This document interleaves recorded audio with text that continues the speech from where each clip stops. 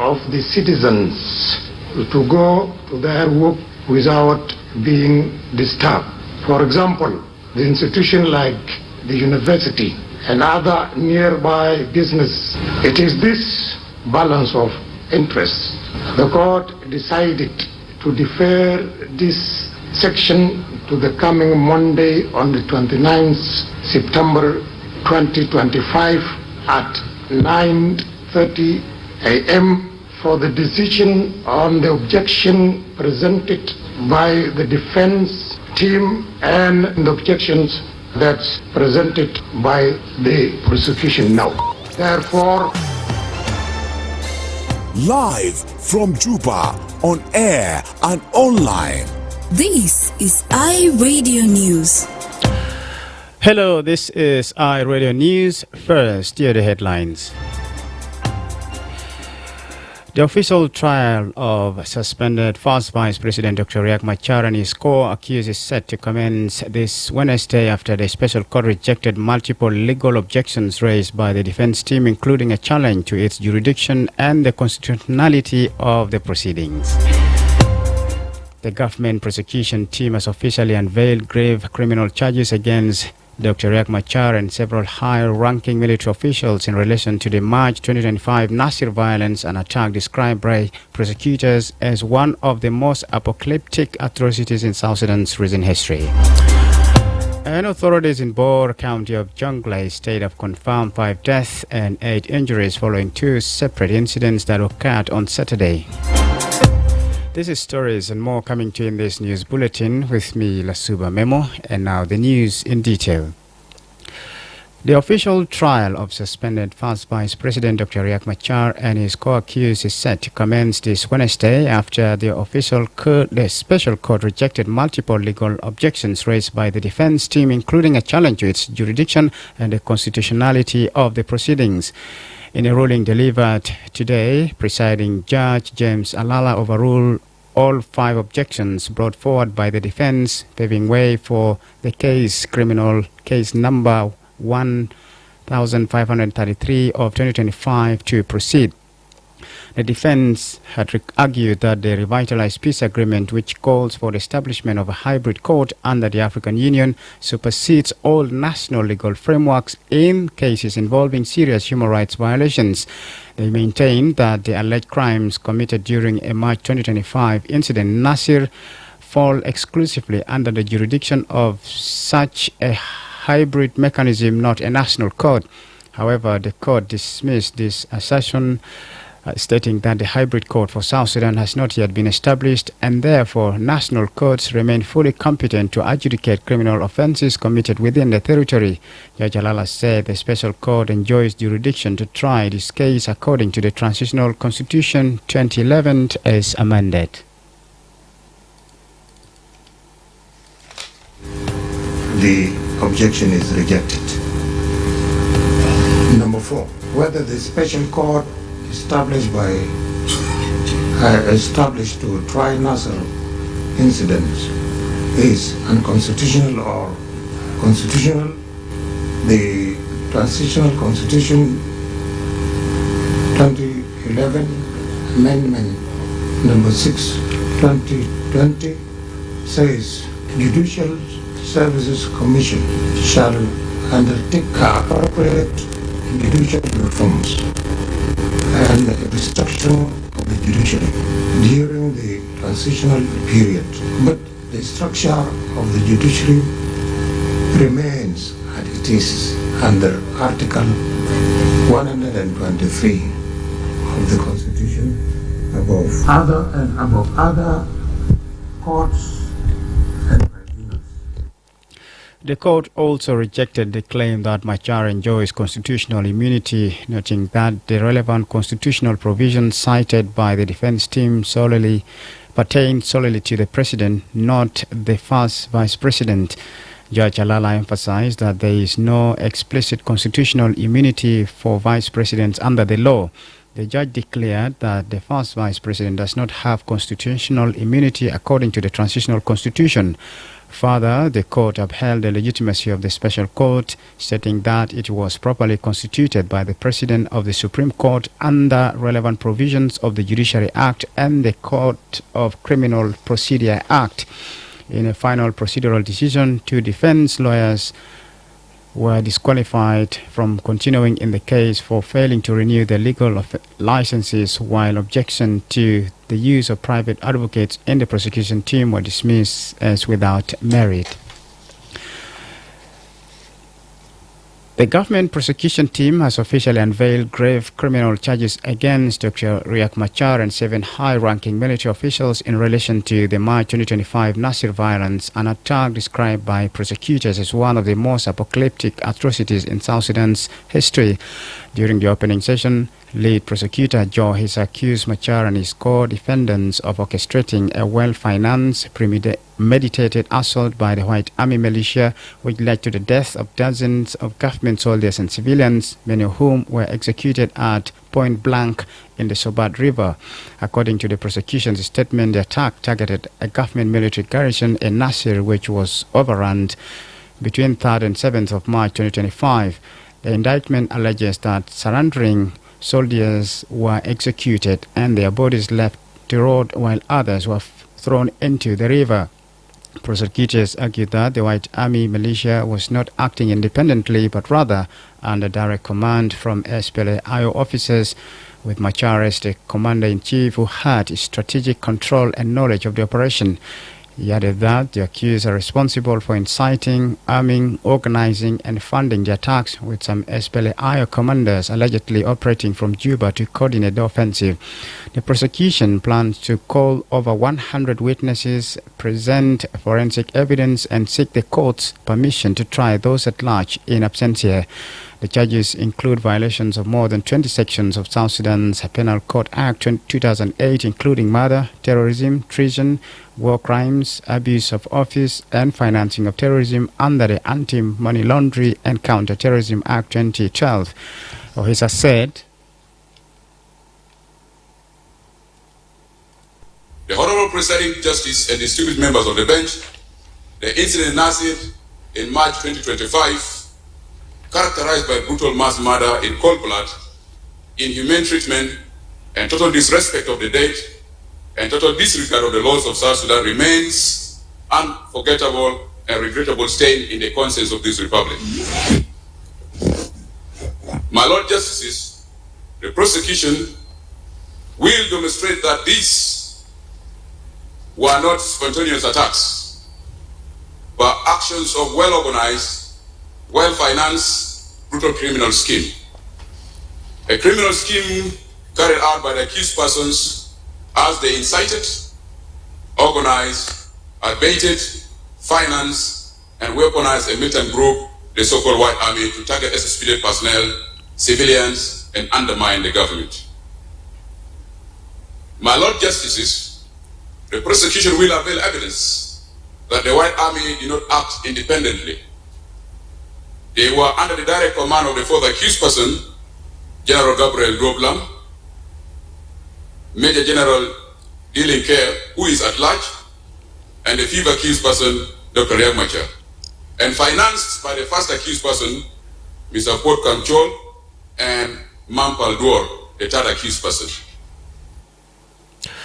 Those indicted include suspended First Vice President Dr. Riek Machar Tenj, former Minister of Petroleum Port Kang Chol, Lieutenant General Gabriel Doblam, Chief of Staff of SPLM-IO, Mampal Duor, Senior SPLM-IO member, Gatwich Lampoch, Senior SPLM-IO official, Brigadier General Camilo Gatmai Kel, Brigadier General SPLM-IO military official, Mading Riek Yak, Senior SPLM-IO member, and Dominic Gatkok Riak, Senior SPLM-IO member.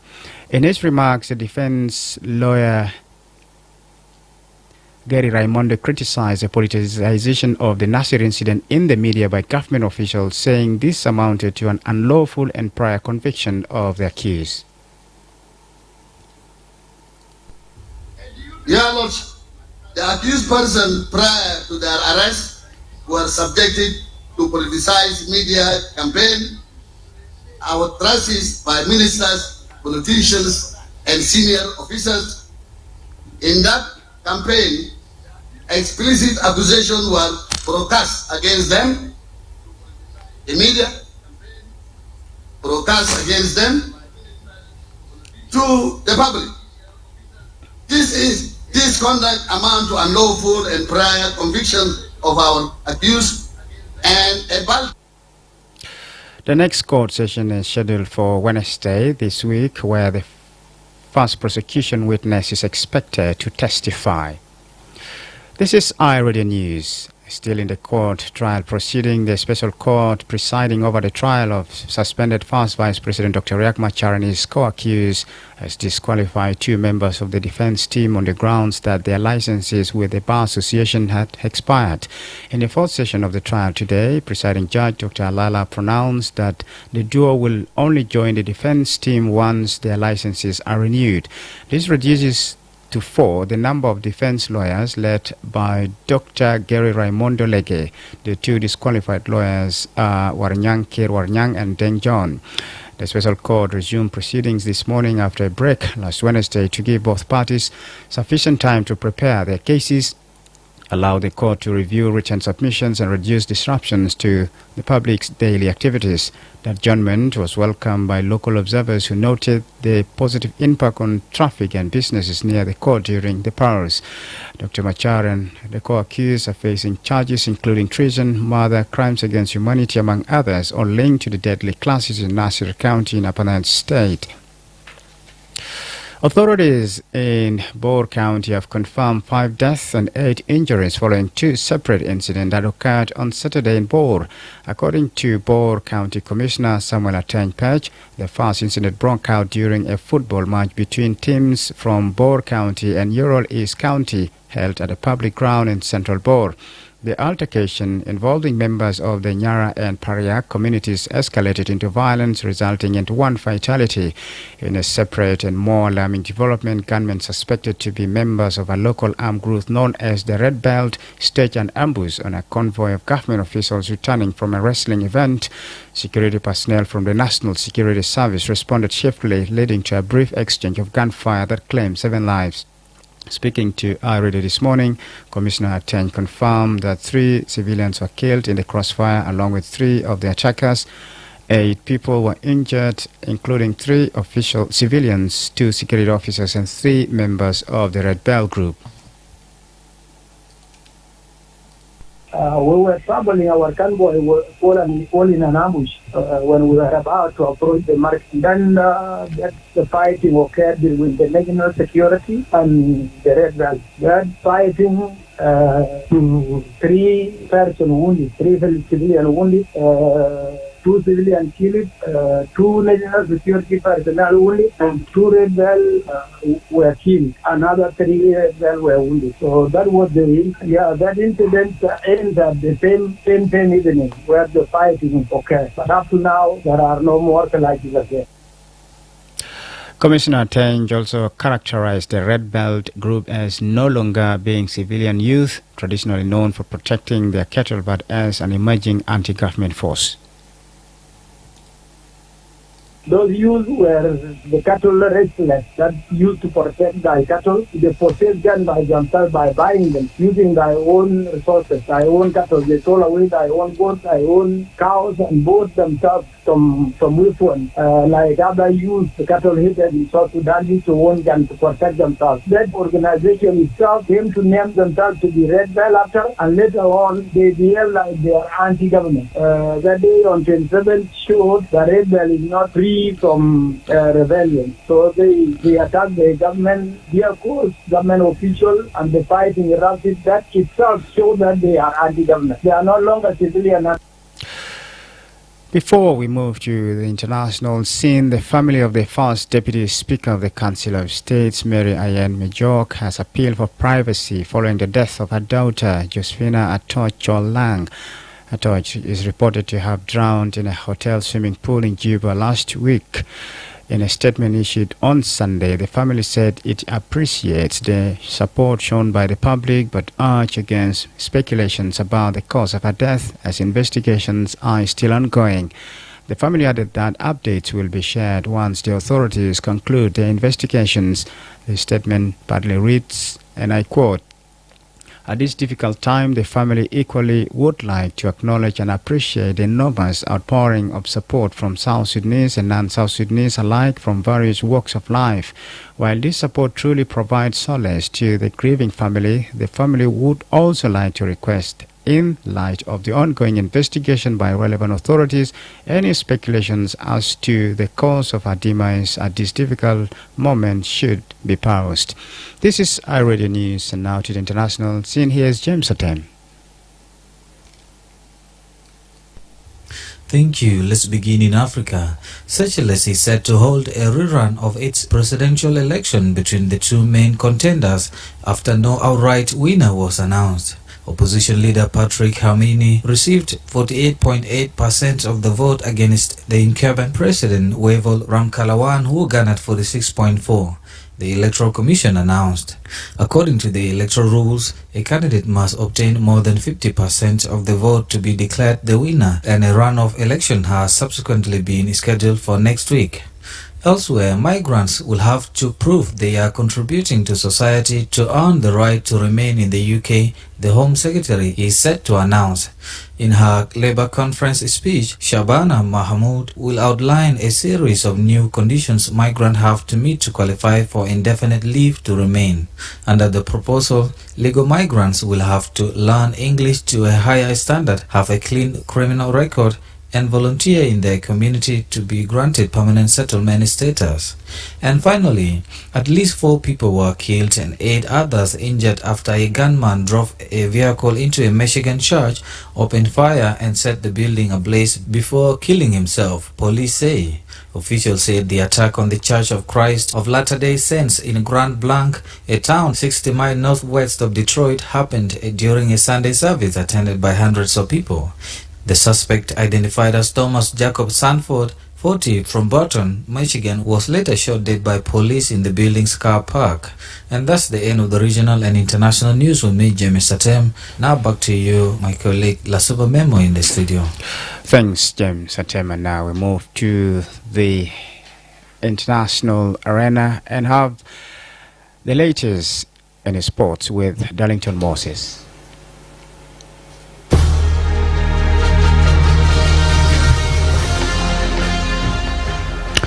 Thank you so much, Lasuba Memo. Starting with home news, South Sudan's representatives were eliminated from the CAF Champions League yesterday after both teams lost to their rivals in Tanzania and Zanzibar. Al Merrikh FC left the CAF Confederations Cup after losing to Azam Tanzania to 2-0, making it 4-0 on aggregate after losing in Juba by the same score a week ago. On Zanzibar Island, Jammus FC lost 1-0 to Al Hilal of Sudan, leaving the African Champions League with a 0-1 aggregate score after a goalless draw in Juba a week ago. In English Premier League, Gabriel scored a 96-minute winner as Arsenal came from behind to beat Newcastle United in the Premier League at St James Park. The defender got his head on the end of Martin Odegaard's corner to send manager Mikel Arteta and his staff wild on the touchline. Mikel Merino's late glancing header off the post cancelled out Nick Waltermate's Newcastle opener in a tempestuous game. And in Spanish La Liga, Robert Lewandowski nodded in a second-half winner as Barcelona came from behind to beat Real Sociedad and top the La Liga table. With the scores locked at 1-1, Barca manager Hansi Flick brought on the Ballon d'Or runner-up Lamine Yamal in the 58th minute. Just seconds later, the 18-year-old beat a defender before dinking in a perfect cross which an unmarked Lewandowski headed in. And finally, Carlos Alcaraz marched into the semi-finals of the Japan Open with an imperious 6-2, 6-4 victory over Brandon Nakashima in Tokyo. The Spanish top seed fired 39 winners and never faced a break point as he brushed aside the American, dismissing any lingering concerns about an ankle injury he sustained in the opening round.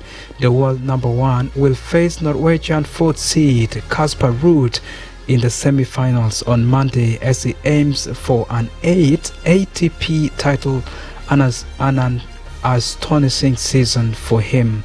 This is all in the world of sport, and back to you, Lasuba Memo.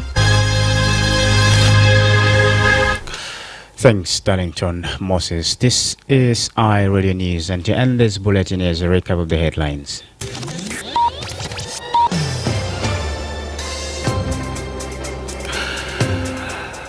The official trial of suspended first Vice President Dr. Riek Machar and his co-accused is set to commence this Wednesday after the special court rejected multiple legal objections raised by the defense team, including a challenge to its jurisdiction and the constitutionality of the proceedings.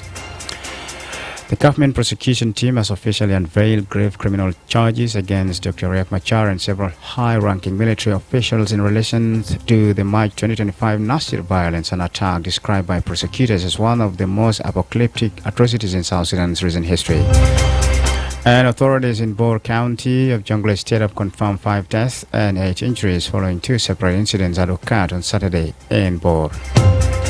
That's the end of iRadio News. If there's a story or an event you'd like iRadio to cover or report about, please send us a text message at +211 925 287 870. It's also our WhatsApp number. Follow us on X at iRadio Juba, like our Facebook page iRadio. Subscribe to our YouTube channel at iRadio South Sudan. You can also visit our website and listen to us online at www.iradio.org. Stay tuned for the news in Arabic at 12:30. I am Lasuba Memo. Thanks for listening.